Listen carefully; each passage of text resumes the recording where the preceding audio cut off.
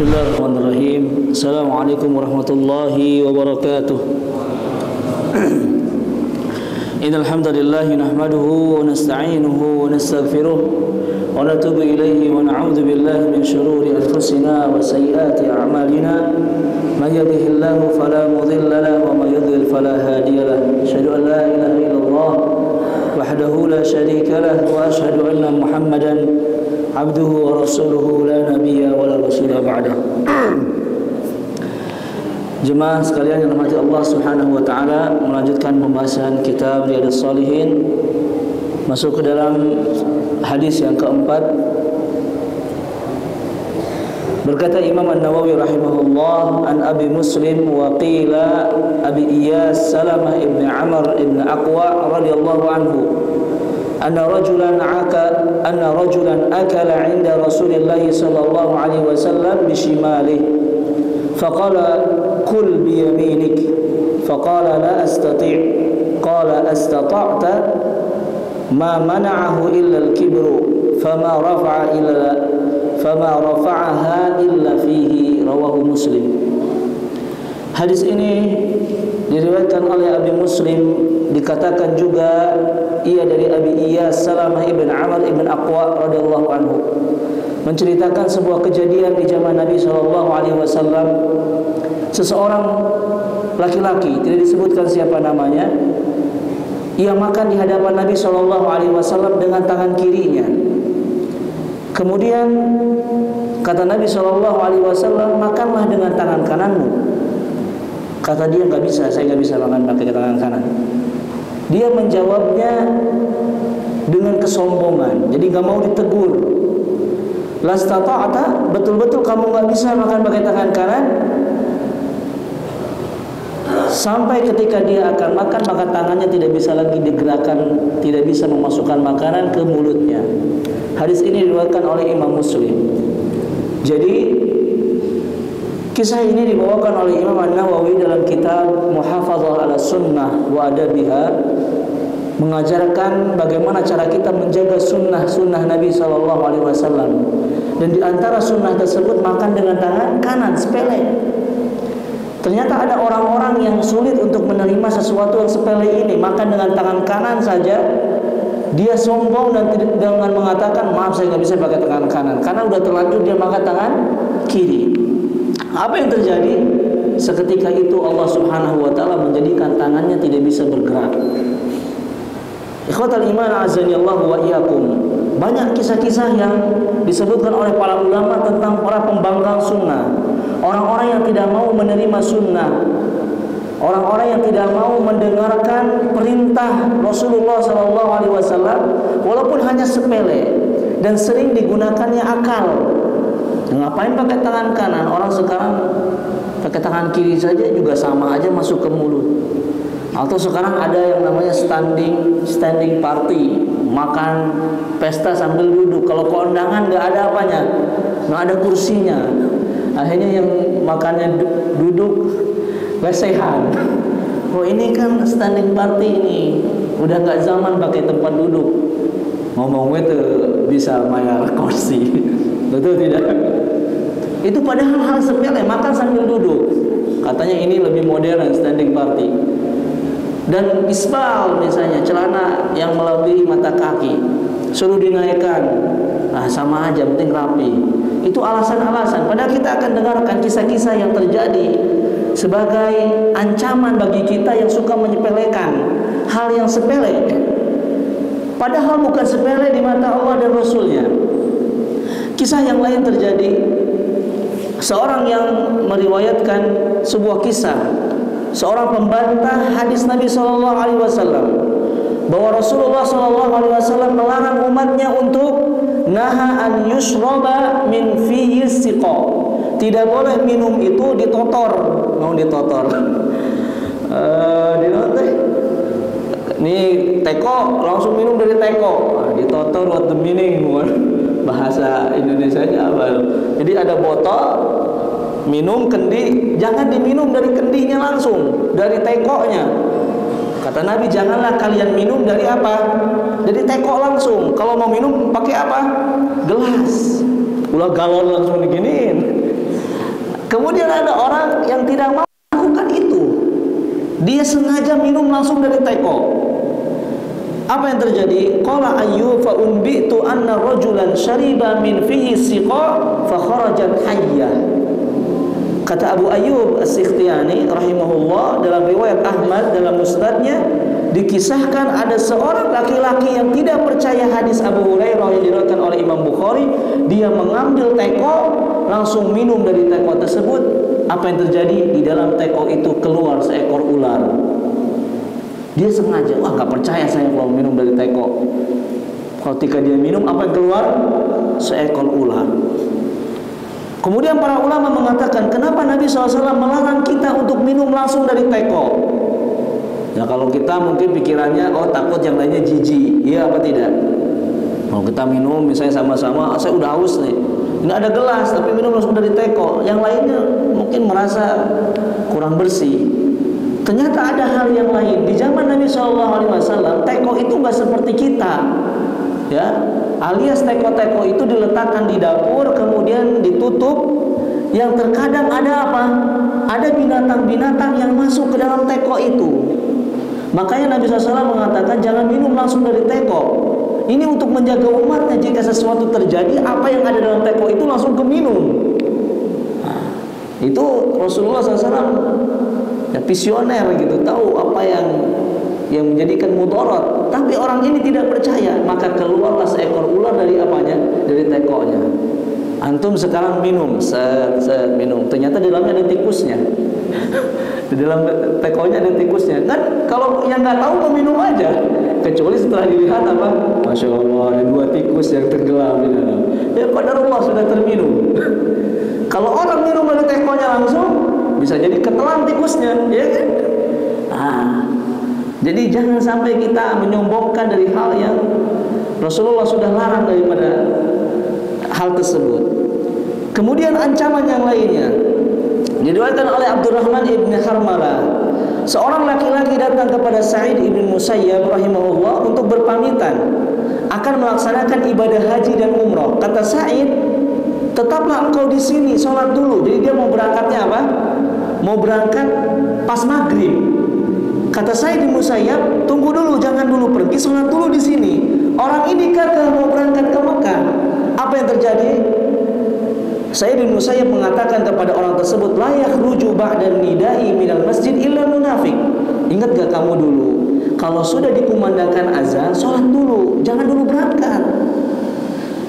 Kecuali ada seseorang yang sangat kekeh mau berangkat karena kebutuhannya. Lalu orang tersebut mengatakan, saya nggak peduli, saya lagi ada janji sama teman saya di tempat sana. Apa yang terjadi? Dia pun berangkat, kemudian dia terjatuh dari hewan tunggangannya dan kakinya patah. Gara-gara dia tidak mau mendengar nasihat siapa? Nasihat Sa'id bin Musayyab saat mengatakan kalau sudah azan, nih kita mau berangkat misalnya, kemana saja, sudah ada azan nih dikumandangkan, pulang asar lah. Kita udah selesai ngantor jam 3, azan sudah dikumandangkan. Kalau udah azan, sholat dulu. Nanti tanggung kalau di jalan. Gak apa-apa lah, di sana juga sama sholatnya. Masih keburu sampai jam 5. Qadarullah di jalan ternyata banyak pecah, tabrakan, wa'idzubillahi min dzalik dan sebagainya. Jadi dahulukan perintah Nabi SAW, perintah Allah dan Rasulnya. Dalam kisah yang lain, Abu Abdullah Muhammad bin Ismail At-Taimi menceritakan, ada seorang ahli bid'ah tidak percaya dengan hadis Nabi, idza staiqadha ahadukum min naumihi fala yaghmis yadahu fil ina hatta yaghsilaha fa innahu la yadri aina batat yaduhu. Kata Nabi SAW, bila seorang di antara kalian bangun tidur, jangan dulu nyelupin tangan kemana? Ke dalam air. Karena kita tidak tahu semalam kita ngapain tangan ini. Korobet kemana-mana, kadio, kabujur mana. Udang sare langsung nyokot naon, donat. Makan sahur. Padahal tangannya kotor. Atau bangun tidur langsung nyelupin air. Ya, karena zaman dulu airnya untuk bersama, satu kendi.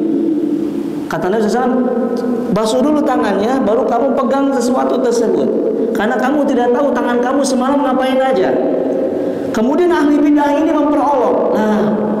Saya itu tahu kalau malam itu tangan saya gini, saya bangun gini, saya tidur gini, bangun juga gini lagi. Saya nggak percaya. Jadi memperolok apa? Hadis ini. Apa yang terjadi? Pada malam setelahnya dia tertidur, didapati orang tersebut telah memasukkan tangannya ke dalam duburnya sampai siku. Jadi Allah azab dia dengan apa? Bangun tidur, ternyata tangannya sudah di mana? Di dalam duburnya sampai 1 siku. Ya itu sudah mati. Betul tidak? Kalau antum ke korobet dikasih dia geus asup kana bujur, geus maot.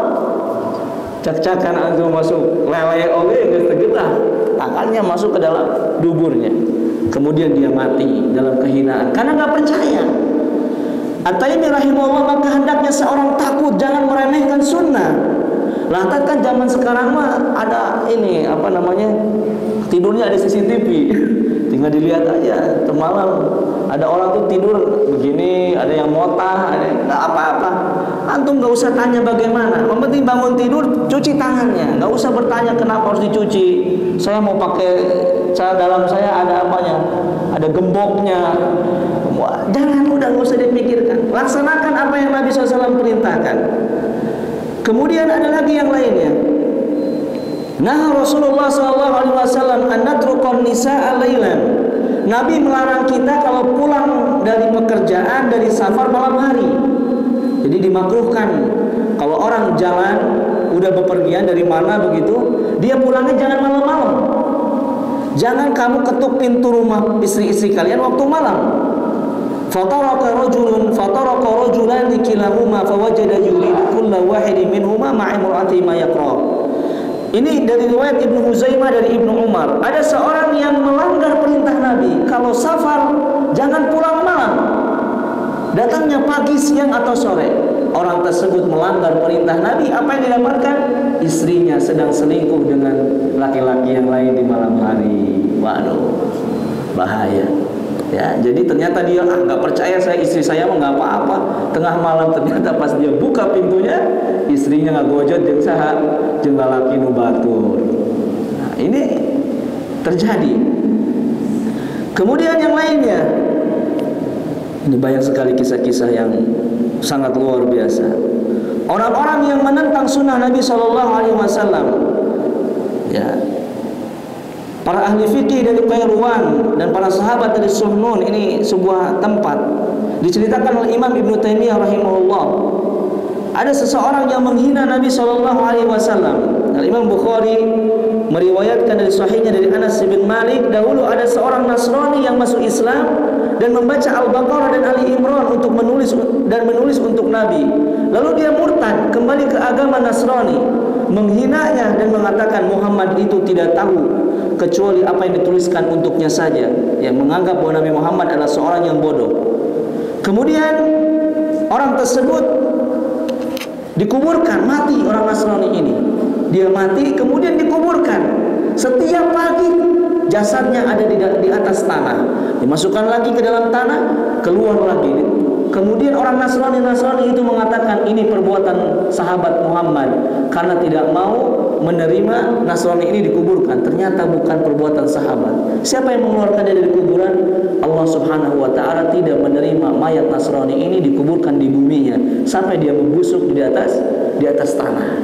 Jadi hati-hati kalau kita, ya, misalnya isbal, ada seseorang yang dikatakan kepadanya, janganlah engkau berjalan di muka bumi ini dengan sombong, karena celananya itu selalu menutupi mata kaki. Kemudian dia bilang, oh kalau sombong begini ya jalannya nih, nih saya sombong nih. Kemudian dia memperagakan apa? Jalannya para model, nih saya sombong kayak begini. Kemudian besoknya dia stroke dan tidak bisa berjalan lagi karena mengolok-olokkan apa? Isbal. Jenggot, ini jenggot nggak usah jangan dicukur, ini sunnah. Lah, jenggotnya juga cuma 2, kayak lele aja begini, malu. Nggak apa-apa antum kayak lele, yang penting dengan 2 itu antum masuk surga. Kemudian dia cukur, mukanya jadi lele besoknya. Iya nggak? Wa yazubillah, dan ini terjadi. Ju'ilal imamu liyutamma bihi. Imam itu untuk diikuti. Janganlah kamu kalau apabila imam sujud, kamu sujud duluan. Kalau imam berdiri, kamu berdiri duluan. Enggak boleh. Apakah kamu tidak takut kalau nanti mukamu dirubah menjadi apa? Keledai. Dan ini terjadi. Salah seorang, ya, di suatu negeri, dia selalu menutup mukanya. Sampai ditanyakan kepadanya, kenapa engkau selalu menutup mukamu? Kemudian dia buka mukanya, ternyata mukanya berubah menjadi seperti keledai, keledai, ya, seperti keledai. Dibuka, sudah berbulu. Kemudian ditanya, kenapa mukamu begini? Saya dulu pernah ragu dengan sabda Nabi SAW tentang mengangkat kepala ataupun mendahului imam, sehingga ketika aku mengangkat mendahului imam, mukaku berubah menjadi menjadi seperti sekarang ini. Dalam cerita yang lainnya, seorang anak yang belajar kepada seorang syekh, kemudian syekhnya memberikan siwak. Kemudian siwak tersebut dibawa ke rumahnya. Bapaknya nanya, itu siwak dari siapa? Dari guru saya. Katanya ini sunnah Nabi. Apa kata bapaknya? Sini siwaknya. Kemudian dia masukkan ke dalam Ke dalam duburnya. Dikorek-korek gini, nih siwak kamu. Sekarang pakai siwaknya. Apa yang terjadi ketika esok paginya ayahnya tersebut mati dalam keadaan di duburnya keluar seekor ikan. Seekor ikan yang sampai dia mati dengan keluarnya seekor ikan tersebut. Gara-gara apa? Memperolok sunnah Nabi. Orang pakai siwak. Ih, bojigong atau siwak. Bisa jadi mulutnya langsung berubah jadi penuh dengan ulat. Nah, wa'iyyazubillah. Jangan remehkan. Walaupun nggak terpikir oleh kita, naon sih pakai siwak bau, kayak sikat gigi, nggak apa-apa. Antum kalau nggak suka menggunakan siwak, nggak usah komentar. Ini datang dari siapa? Dari Allah dan Rasulnya. Jangan memperolok sesuatu yang datang dari Nabi SAW dan jangan meragukan. Karena kalau sudah Allah Subhanahu Wa Taala murka dengan kita, ya, yang menyesal adalah diri kita sendiri. Dan masih banyak lagi ikhwas sekalian, ya, kisah-kisah yang menjelaskan orang-orang para pembantah sunnah, terutama para pembenci sahabat Abu Hurairah. Itu banyak sekali, ya, orang-orang yang membenci sahabat Abu Hurairah radhiyallahu taala anhu langsung diazab oleh Allah Subhanahu wa taala. Di antaranya kisah yang diceritakan oleh guru saya Syekh Diyaur Rahman Al-A'dhami rahimahullahu taala. Dia pernah mengunjungi seorang pembenci Abu Hurairah radhiyallahu taala anhu di Mesir. Abu Syadha kalau tidak salah namanya. Dia adalah seorang penulis yang sangat membenci Abu Hurairah. Bahkan di dalam bukunya Abu Hurairah itu sosok yang selalu dihina-hina. Apa yang terjadi ketika kematiannya? Di akhir sakaratul maut, Syekh datang ke rumahnya untuk berharap agar dia bertaubat. Syekh menceritakan langsung kepada saya di majelisnya, demi Allah, ketika saya buka pintu kamarnya dan saya diizinkan oleh keluarganya, apa yang terjadi di dalam kamar tersebut? Orang tersebut dalam keadaan membusuk dan mulutnya mengucapkan Abu Hurairah, Abu Hurairah. Sedangkan apa? Mulutnya busuk, mau membusuk itu hukuman yang Allah segerakan di muka bumi. Karena dulunya apa?